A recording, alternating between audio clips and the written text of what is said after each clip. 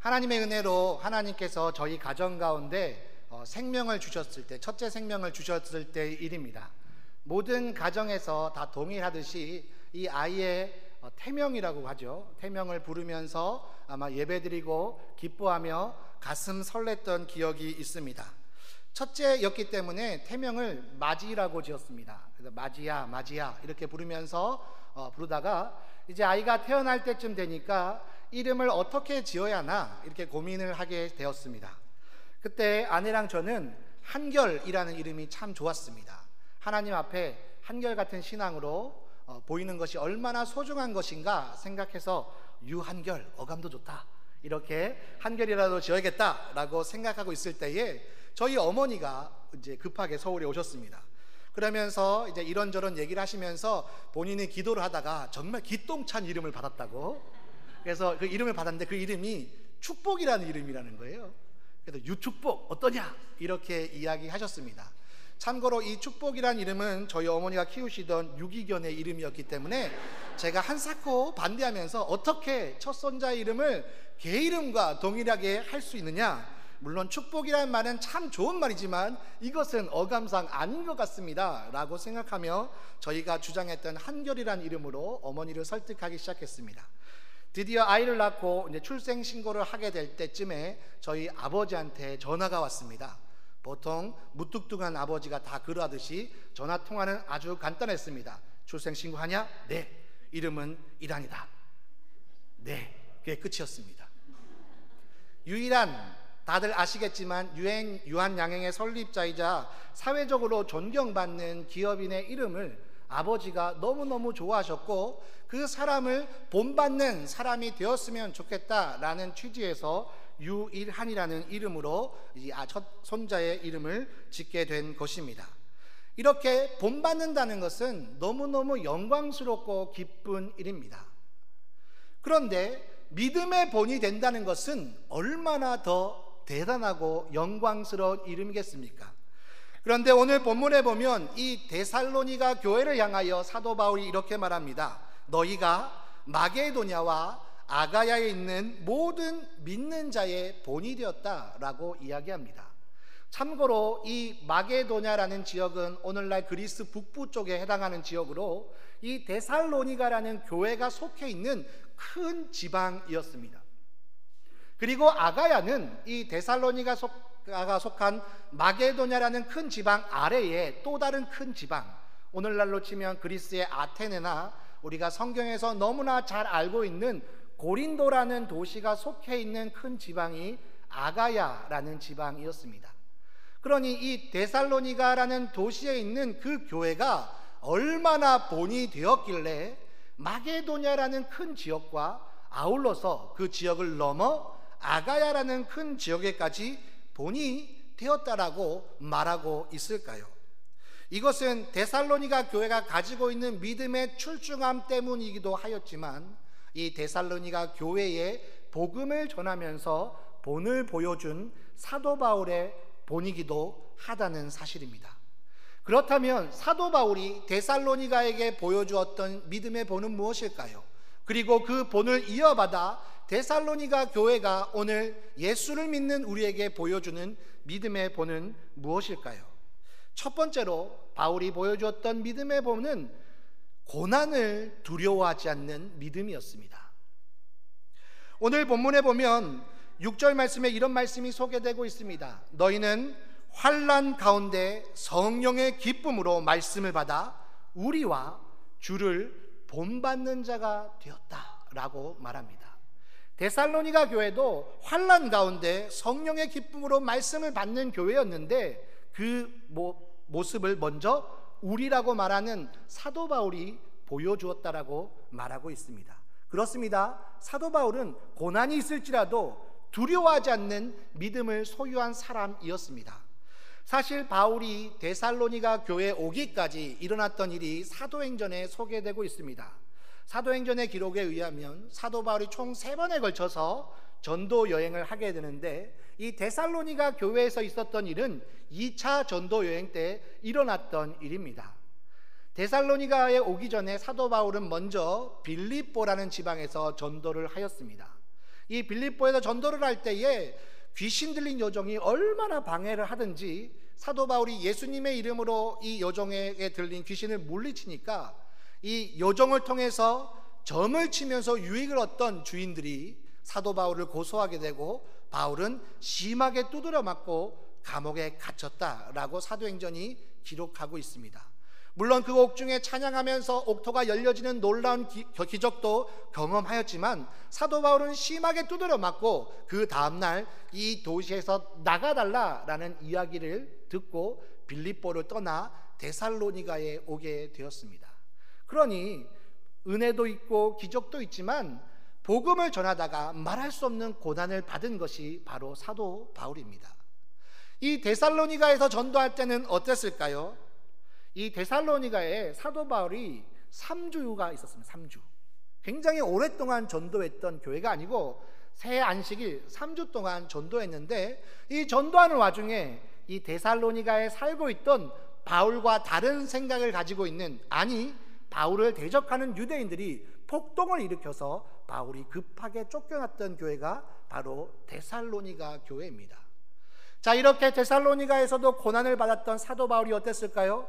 그 고난을 두려워했을까요? 아니요. 그는 베레아에서 복음을 전하기 시작합니다. 베레아에서도 또 폭동이 일어나 쫓겨납니다. 아덴에서 전도하기 시작합니다. 아덴에서 철학자들이 바울을 조롱합니다. 하지만 그래도 사도 바울은 고린도에 와서 또 복음을 전하고 있습니다.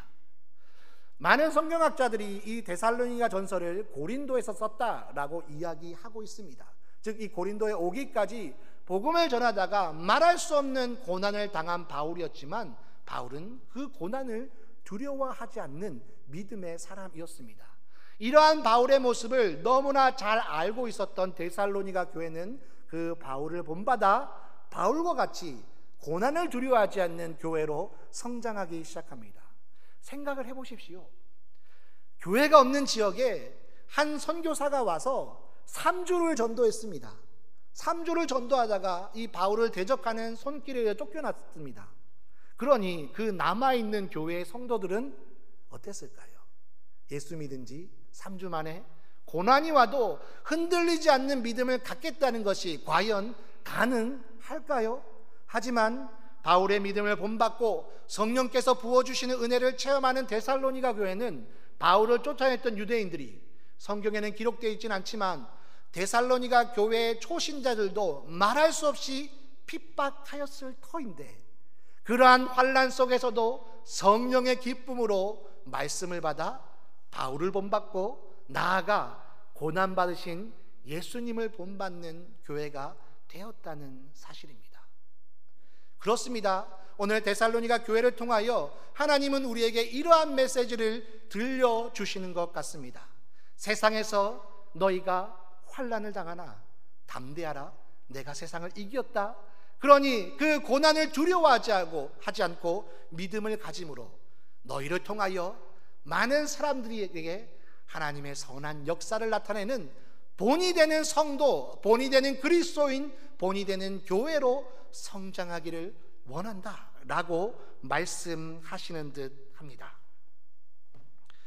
두 번째로 이 데살로니가 교회가 보았던 것은 사명에 집중하는 바울의 믿음이었습니다. 오늘 9절의 말씀에 보면 이제 데살로니가 교회 사람들이 다른 사람들을 만날 때마다 자랑하는 이야기가 있습니다.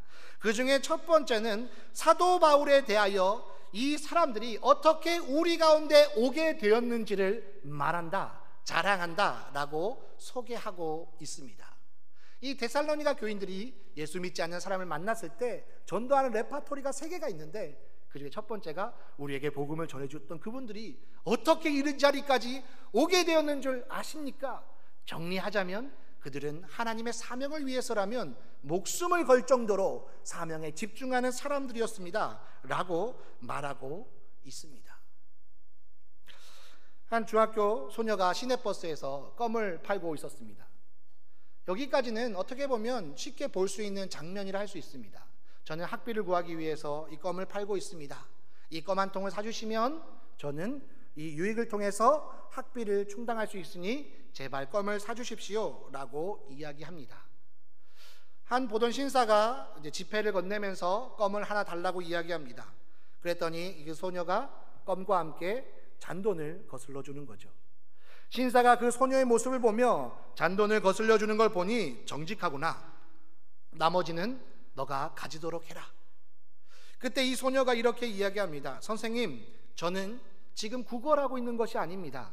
저는 학비를 마련하기 위해 장사를 하고 있습니다. 라고 말했습니다. 그 순간에 그 버스 안의 분위기가 달라졌습니다. 여기저기에서 껌을 사겠다라고 이야기하는 사람들의 소리가 들리기 시작했던 것입니다. 이 소녀가 껌을 잘 팔 수 있었던 이유는 무엇이겠습니까? 본인이 어떤 사람인지, 본인이 무엇을 해야 되는지, 내가 지금 왜 여기 있는지를 분명하게 알고 있었기 때문입니다. 사도 바울도 그랬을 것 같습니다. 분명히 성령께서 인도하신 거거든요. 드로아에서 마게도냐 사람이 나타나서 와서 우리를 도와주십시오. 하나님이 우리를 아시아 선교가 아니라 저기 마게도냐 지방으로 부르시는구나. 분명한 확신을 가지고 전도하러 왔는데 전도하다가 감옥에 갇히고 3주 전도하다가 쫓겨나고 또 전도하다가 폭동이 일어나고 또 전도하다가 조롱받고 이 일련의 상황들이 사도 바울에게 어떠한 생각이 들게 하였을 것 같습니까? 아무리 사도 바울이 믿음 좋은 사람이더라도 이렇게 복음을 전하다가 분명히 하나님이 성령으로 인도하신 부름인데 그 걸음을 따라 오는 걸음이 힘겹고 어렵기에 쉽게 넘어질 수 있는 그러한 상황이라 할 수 있습니다.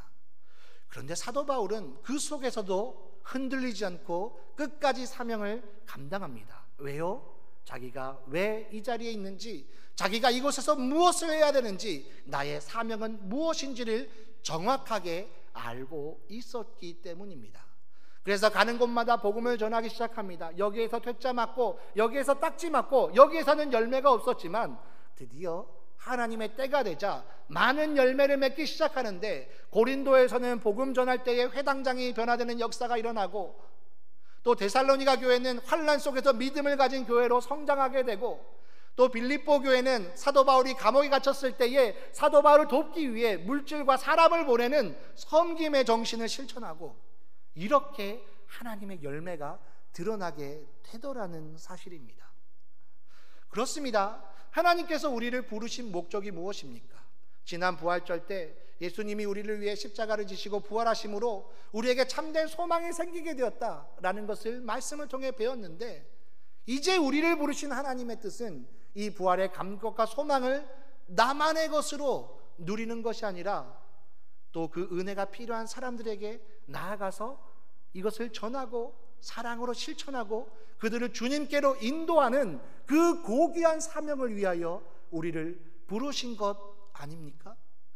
그런데 우리가 교회를 다니면서 봉사하면서 신앙생활의 연수가 길어지면서 이 사명의 모습을 잊어버리고 사명을 잊어버리고 살아가게 된다면 우리의 신앙은 자칫하면 병들 수 있다는 것이죠.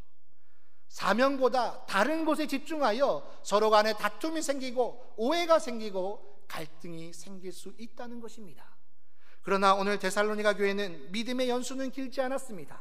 하지만 사명에 집중하는 바울의 모습을 보면서 우리의 사명이 무엇인지를 깨닫고 그것을 실천하기 위해 노력하였더니 모든 믿는 자들의 본이 되는 교회가 되었다라고 오늘 성경이 이야기하고 있습니다.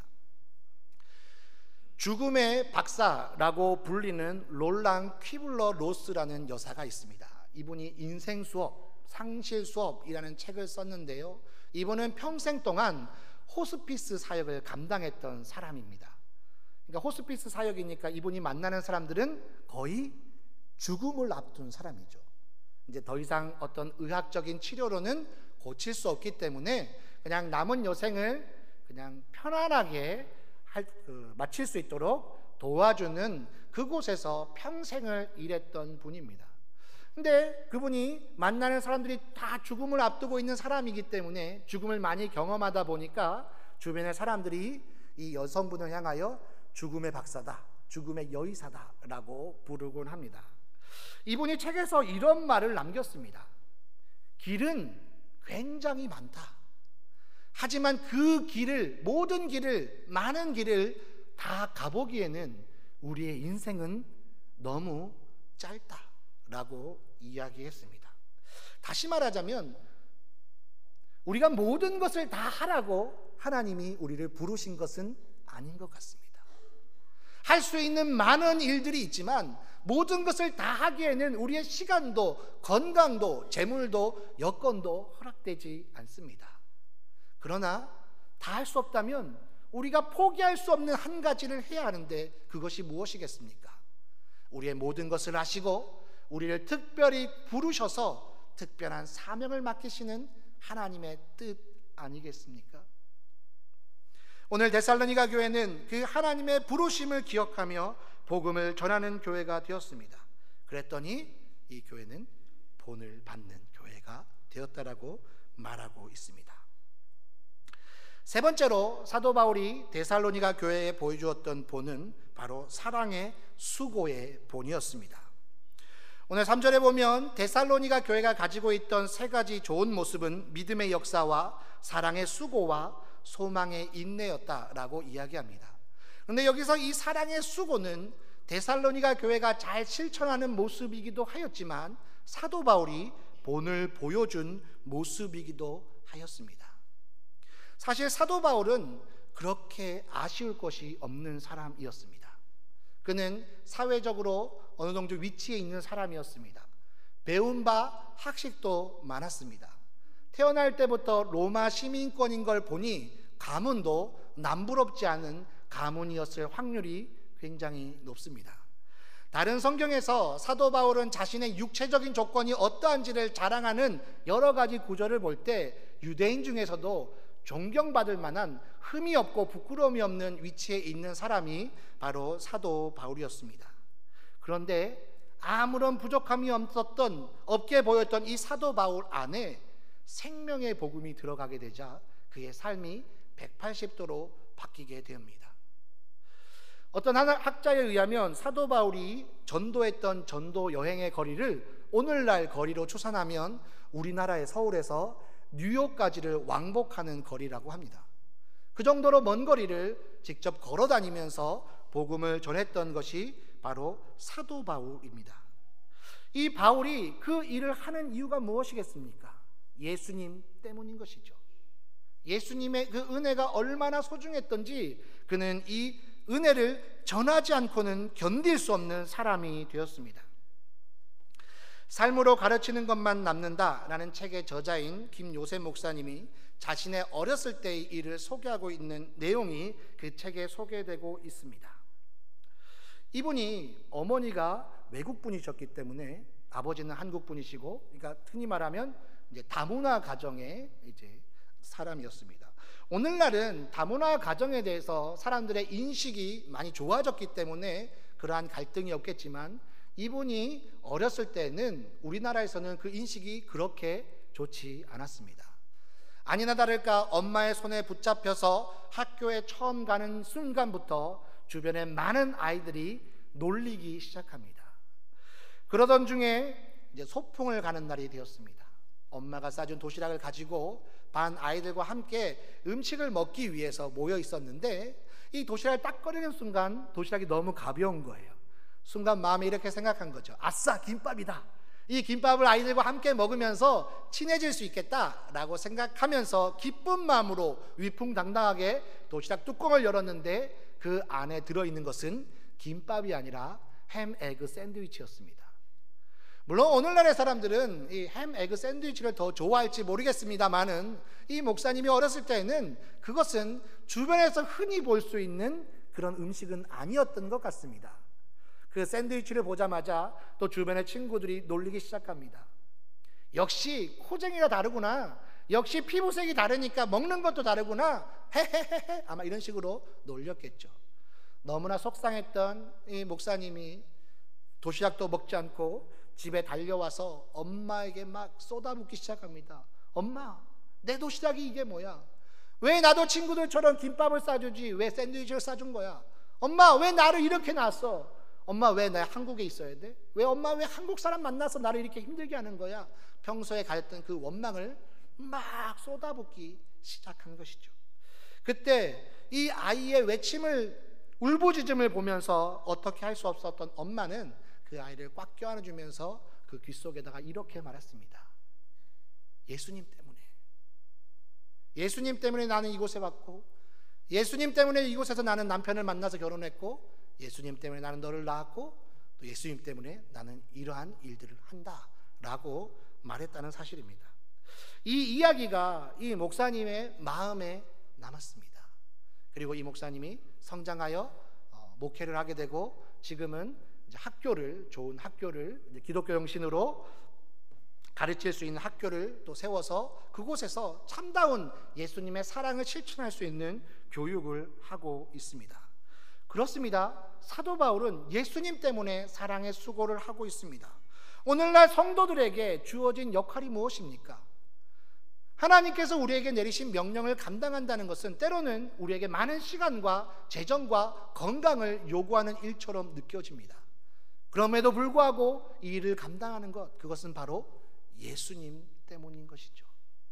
우리를 사랑하시는 예수님, 그 사랑에 너무나 감사하여 우리도 예수님을 향하여 사랑한다고 고백하기에 예수님을 사랑하는 마음으로 사랑의 수고를 감당하는 것입니다.